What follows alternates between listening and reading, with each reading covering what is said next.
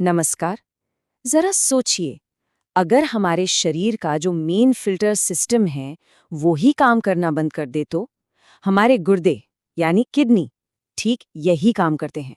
और जब वो पूरी तरह फेल हो जाते हैं तो उस कंडीशन को कहते हैं एंड स्टेज रीनल डिजीज या ESRD। ये एक बहुत बड़ी चुनौती है, पर आज हम यही समझने वाले हैं कि मेडिकल साइंस और मरीज दोनों मिलकर इसका सामना कैसे करते हैं। तो आज का हमारा सफर 4 हिस्सों में बटा होगा। सबसे पहले हम जानेंगे कि आखिर ये होता क्या है जब किडनी काम करना बंद कर देती है। फिर हम आर्टिफिशियल किडनी की दुनिया में चलेंगे। उसके बाद रोज की एक बहुत जरूरी लड़ाई यानी डाइट को कैसे बैलेंस किया जाता है ये समझेंगे। और आखिर में जो इसका सबसे पक्का समाधान माना जाता है, किडनी ट्रांसप्लांट, उस पर बात करेंगे। तो चलिए पहले पड़ाव से शुरुआत करते हैं, ESRD की चुनौती। देखिए, सारी बात एक ही जगह आकर रुकती है, जब हमारे शरीर के सबसे मेहनती अंगों में से एक यानी हमारे गुर्दे जवाब दे देते हैं। अगर एकदम आसान भाषा में समझें तो ESRD का मतलब है कि शरीर का जो पूरा का पूरा क्लीनिंग सिस्टम है ना, वो ठप हो गया है। खून में गंदगी और जहरीले पदार्थ जमा होने लगते हैं और ये एक ऐसी सिचुएशन है जहां एक एक पल बहुत कीमती होता है और फौरन मेडिकल हेल्प की जरूरत पड़ती है। तो अब सवाल यह है कि जब शरीर का अपना फिल्टर काम नहीं कर रहा तो क्या? जवाब है, हमें बाहर से मदद लेनी पड़ती है। और यहीं पर एंट्री होती है पहली और सबसे कॉमन जीवन बचाने वाली प्रक्रिया की, डायलिसिस, जिसे एक तरह की आर्टिफिशियल किडनी भी कह सकते हैं। अच्छा, तो ये काम कैसे करता है? इसके पीछे साइंस का एक कमाल का सिद्धांत है। इसमें एक बहुत पतली झिल्ली, जिसे सेमी परमिएबल मेम्ब्रेन कहते हैं, उसका इस्तेमाल होता है।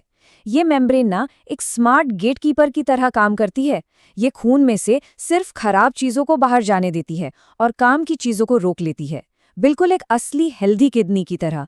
सच कहूं तो ये किसी चमत्कार से कम नहीं है। अब देखिए, डायलिसिस के भी 2 मेन रास्ते हैं, लेकिन मंजिल एक ही है। पहला है हीमोडायलिसिस। इसमें खून को साफ करने के लिए शरीर से बाहर एक मशीन में भेजा जाता है। और दूसरा है पेरिटोनियल डायलिसिस। ये थोड़ा अलग और कमाल का तरीका है, जहां शरीर अपने ही अंदर की एक परत को नेचुरल फिल्टर की तरह यूज करता है। ये जो हम देख रहे हैं, ये है हीमोडायलिसिस। खून एक नली से निकलकर इस मशीन यानी डायलाइजर में जाता है। मशीन खून में से सारी गंदगी साफ करती है और फिर साफ खून दूसरी नली से वापस शरीर में चला जाता है। मरीजों के लिए ये एक रूटीन बन जाता है, जिसे उन्हें हफ्ते में कई बार कराना पड़ता है। और ये है वो दूसरा तरीका, पेरिटोनियल डायलिसिस। यहाँ कोई बाहरी मशीन नहीं है, शरीर ही मशीन है। पेट के अंदर एक खास लिक्विड डाला जाता है। ये लिक्विड एक चुंबक की तरह खून से सारी गंदगी अपनी तरफ खींच लेता है। कुछ घंटों बाद इस गंदे लिक्विड को बाहर निकाल दिया जाता है। और इसकी सबसे अच्छी बात, ये मरीज को घर पर ही ट्रीटमेंट करने की आज़ादी देता है। डायलिसिस हफ्ते में कुछ घंटे तो काम कर लेता है, लेकिन बाकी के 160 से भी ज्यादा घंटों का क्या? यहीं पर मरीज का रोल सबसे बड़ा हो जाता है। तो चलिए अब उस चुनौती की बात करते हैं जो हर दिन हर निवाले के साथ आती है, और वो है डाइट का संतुलन। ये सवाल मन में आना बहुत नॉर्मल है कि भाई, जब एक मशीन सफाई कर ही रही है तो खाने पीने पर इतनी रोक टोक क्यों? लेकिन यकीन मानिए, इस सवाल का जवाब मरीज के लिए जिंदगी और मौत का सवाल हो सकता है। देखिए, वजह बहुत सीधी सी है। डायलिसिस तो हफ्ते में 2 या 3 बार होता है, लेकिन 2 डायलिसिस सेशन के बीच में जो भी खाया पिया जाता है उसकी गंदगी शरीर में जमा होती रहती है। इसलिए इन 5 पिलर्स पर टिके रहना पड़ता है। प्रोटीन और एनर्जी सही मात्रा में, और सोडियम, पोटेशियम और लिक्विड्स यानी पानी बहुत ही कंट्रोल में। और इस मामले में जरा सी भी लापरवाही बहुत भारी पड़ सकती है। ये जानलेवा तक हो सकता है। जैसे कि केला या टमाटर, जो हम सबके लिए हेल्दी हैं, उनमें पोटेशियम बहुत होता है, पर ESRD मरीज के लिए ये ज्यादा पोटेशियम सीधे दिल के धड़कन को गड़बड़ कर सकता है, जिससे कार्डियक अरेस्ट का खतरा बन जाता है। ये टेबल अपने आप में एक पूरी कहानी बताती है, जरा ध्यान से देखिए।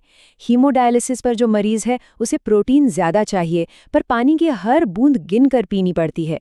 लेकिन जैसे ही एक कामयाब ट्रांसप्लांट होता है, पूरी कहानी पलट जाती है।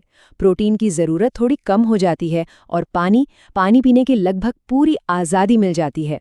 इससे पता चलता है कि सही इलाज जिंदगी को कैसे बदल सकता है। और बिल्कुल यही कहानी नमक यानी सोडियम की है।